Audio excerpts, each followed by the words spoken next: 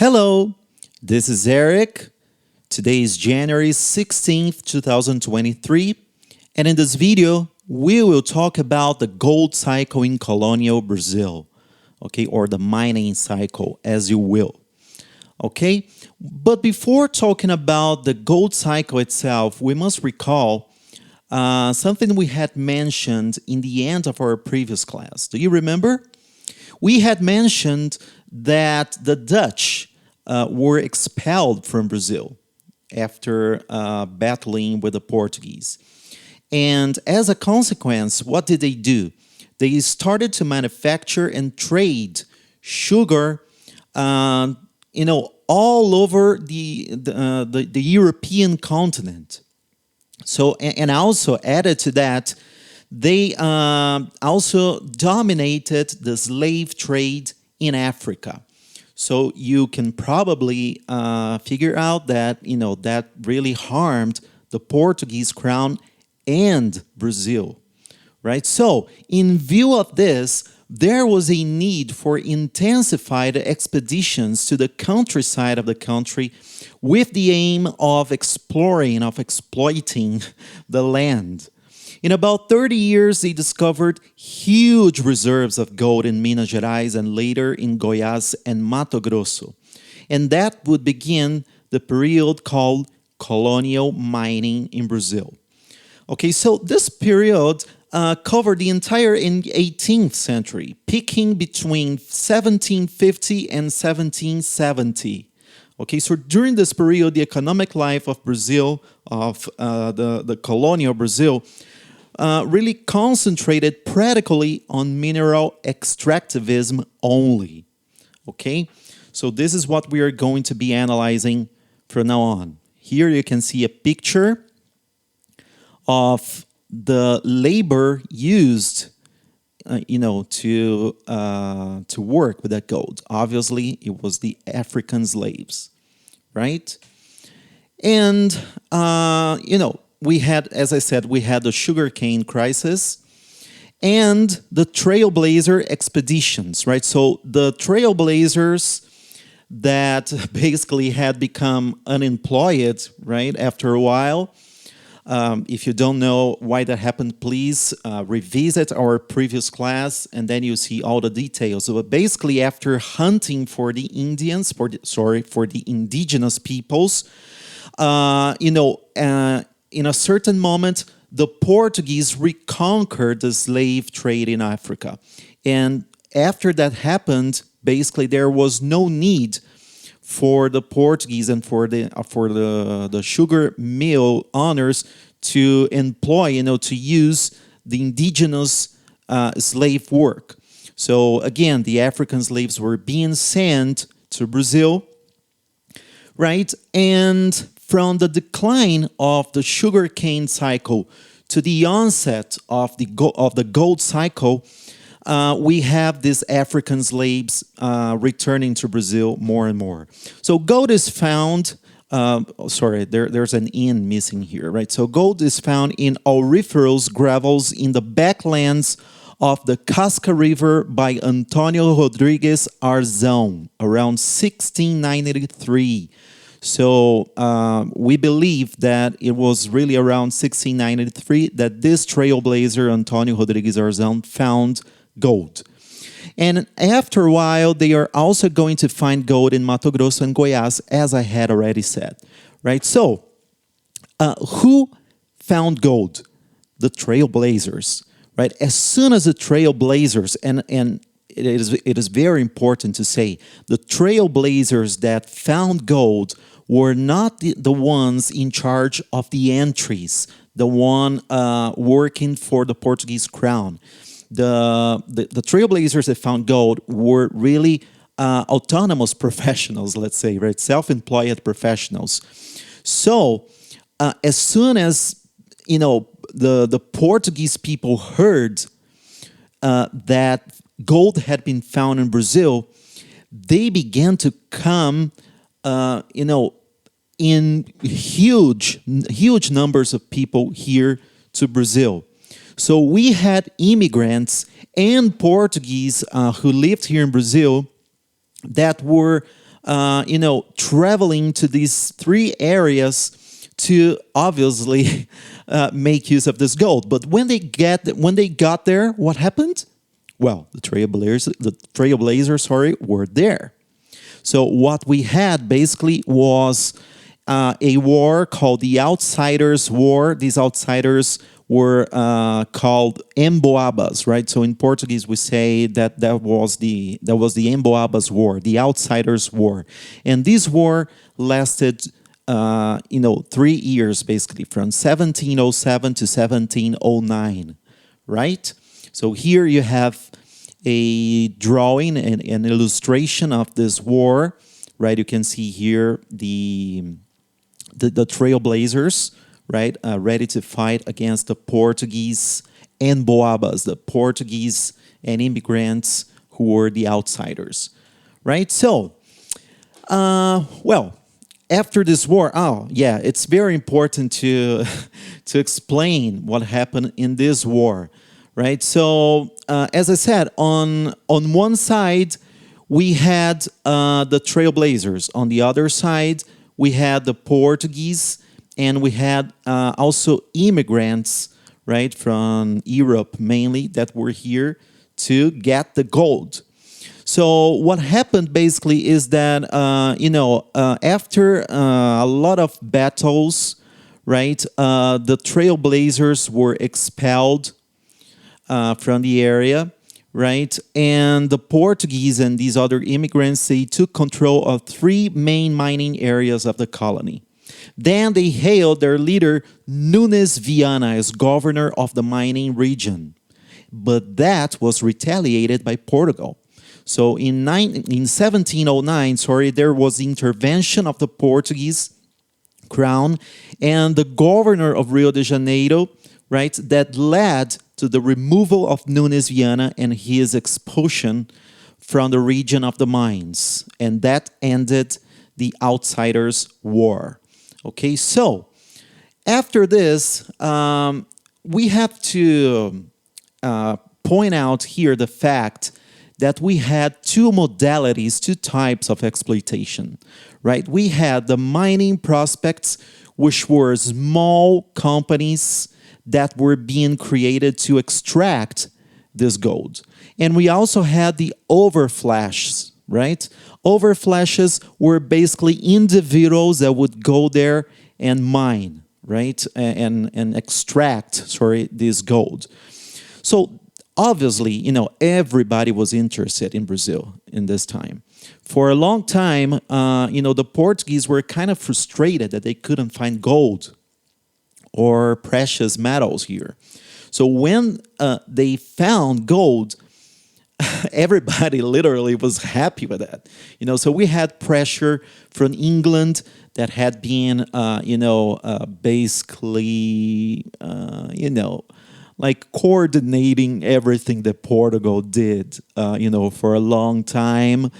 And in spite of this pressure from England, those were wealthy years for Portugal. Basically, they took all of the gold that was here in Brazil. And there was also a great movement of people and goods to the exploited areas. So the economic axis really moved to Minas Gerais, Mato Grosso, and Goiás. And obviously, this gold had to be taken all the way to the coast to then be carried to Europe. Okay, so that also caused the construction of many pathways, to really take this gold, this extracted gold, to the coast. Right, so the colony's population grew by about 1,000%, from 300,000 to approximately 3 million inhabitants by the end of the gold cycle. That is really amazing. And mines began to run out around 1785. Okay, so we had the issue of gold exploitation and management, right? It turns out that basically Portugal was really harsh in the way it dominated, all those that were directly involved with the extraction of gold. So there was this great domination and abuse by European countries. We had, for example, the foundry houses, right? We got to be really careful here because there are a lot of details here, and I don't want to miss any of them, okay? So the first thing here is that there was basically this fifth. What is exactly this fifth? As I said, it was a period of great gold extraction, right? Mainly in the Captain's High of Minas Gerais. Obviously, Mato Grosso and Goiás also had a lot of gold.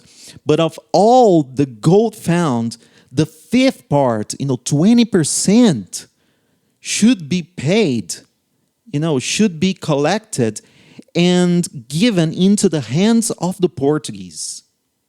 Those who did not pay the tax and were discovered suffered harsh punishments and could even be forgone to Africa. Ooh. As mining intensified, gold began to decline in the mines. But they kept the law of apportionment. What is that? The law of apportionment decreed that each region of gold extraction should pay 100 arrobas of gold, about 1,500 kilos per year for Portugal. When this goal was not met, the soldiers in serving the Portuguese crown raided the families' homes. They invaded the homes and confiscated their belongings until the amount due was completed. Also, the cost of living there was increasing more and more, not only throughout the region, but in the colony as a whole. And all purchases of goods occurred on time and with gold. In this way, those who held the metal monopoly became increasingly indebted. As a part, they stopped making payments to merchants. In their turn, they stopped making, these payments to merchants, farmers, and slave traders who were also dragged into the crisis.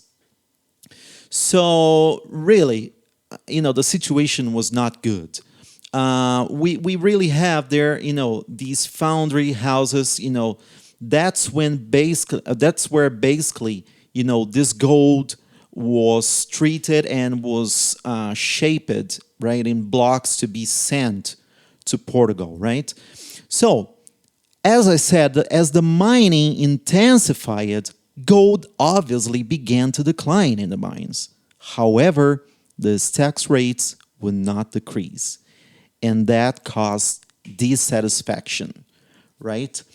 There was great dissatisfaction among the rural farms and mine owners, right? So what we began to see in Brazil in this time is really a change of mindset.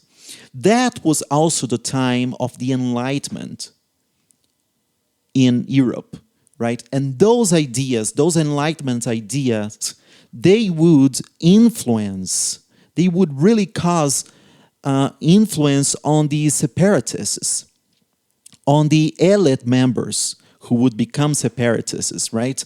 They, after a while, they figure out that there was no way to bargain, to negotiate with the Portuguese. So they said, all right, what are we going to do? So they said, okay, we have to be independent, right? And they basically based themselves on the concepts, right, that came from the Enlightenment. By this time as well, we had the French Revolution. So a lot of things were going on around the world, and that also had an influence here in Brazil. So the goal was independence, as I said, and independence not to the entire country, okay? Independence for the Captain's High of Minas Gerais from Portugal, and the establishment of a republic with capital in São João del Rei, right? So this group was formed by Joaquim José da Silva Xavier. This guy, is really the main one in the group, Tiradentes, right? This name means really tooth picker, right? Because at the time, you could barely find, a really professional dentist here. So when your teeth were like lost, were like dead, then you had to pluck them away, right? So basically, this is what he did. He didn't do only that, but he was famous because of his profession, right? And also we had poets Tomás Antonio de Gonzaga and Claudio Manuel da Costa. Mine honor, Inácio de Alvarenga and Father Rolim, right, from the church, yes. And also finally Joaquim Silvério dos Reis, among others. So as you can see, this was a rebellion, a separatist movement formed by the elite. There is none of them are poor, right? They are all people that belong to the elite. And this is important to say because often, this movement is depicted here in Brazil as, especially through the image of Tiradentes, right? And you're going to see that in a picture. It is going to see, a people movement. They cared about Brazil. No, they cared about themselves, right? They wanted something better for themselves. They wanted to profit with the gold that they extracted. They were tired of being abused by Portugal and the other European nations, right? And the start date would be the apportionment in the year 1789, okay? But what happened is that this guy here, Joaquim Silvério dos Reis, and others, they basically they basically betrayed the others, right? And they went to the Portuguese authorities and revealed the plan. And the name in confidence, if you think about this name, confidence means when you're confiding something to someone, you're like telling a secret to someone. So in confidence is the opposite of that. So something that was hidden, right, that was secret, became known to the Portuguese authorities by this Joaquim Silvério dos Reis and some other guys, right?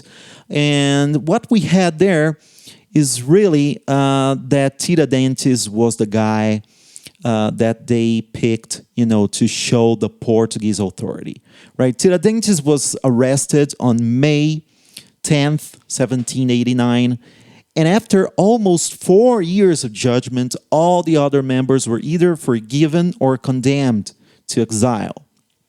Only Tiradentes was sentenced to death, and he was executed on April 21st, 1792 in the field of São Domingos in Rio de Janeiro. And his body was cut into pieces, right? And each part of the body was placed on poles, on places distributed across the city to show what would happen to anyone who defied Portugal. Okay, so this is the picture I told you about. Here you have Tiradentes depicted, portrayed like a saint, like Jesus, right? You have there the priest, like he's, looking to heaven and said, "Why, Lord?" or something like this. So this kind of image was pretty much used, to originate, the independence movements. So they really, really use, this image of Tiradentes for this purpose, okay? Well, and to finish it off, what were the consequences of the gold cycle? Great Portuguese migration to the region of Minas Gerais. So it is estimated that about 800,000 Portuguese migrated to the mineral exploitation region. Right, displacement of the economic and demographic axis from the coast. Remember when they pretty much invested only on sugarcane, to the Central East region, right?